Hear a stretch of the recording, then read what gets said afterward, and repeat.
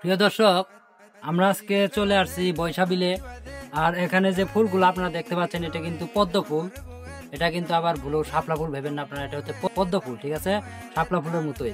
তবে এই ফুলের ভিতরে কিন্তু একটা চমৎকার সুন্দর জিনিস আছে, এই জিনিসটা কিন্তু আমি আপনাদের দেখাবো।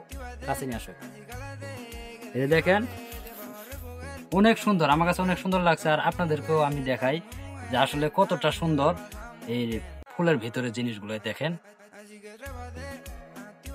অসংখ্য সুন্দর কিন্তু আপনারা দেখেন। এই যে আরেকটা ফুল আছে, আমি এটাও দেখাই আপনাদেরকে।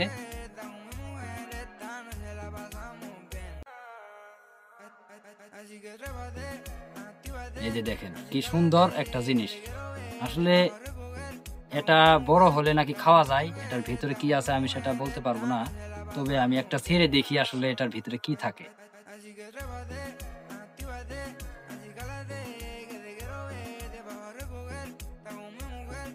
আমি কিন্তু আপনাদের দেখানোর জন্য এত সুন্দর ফুলটা নষ্ট করে ফেললাম, আসলে এটার ভিতরে কি থাকে এটা দেখার জন্য।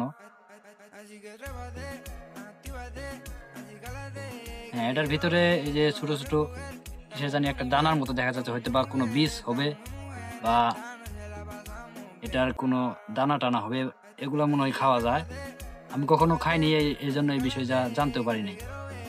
দেখেন, যারা খেয়েছেন অবশ্যই কমেন্ট করবেন। এই যে দেখেন, ভিতরে কিন্তু এক প্রকার একটা বীজের মতো। এই যে দেখেন,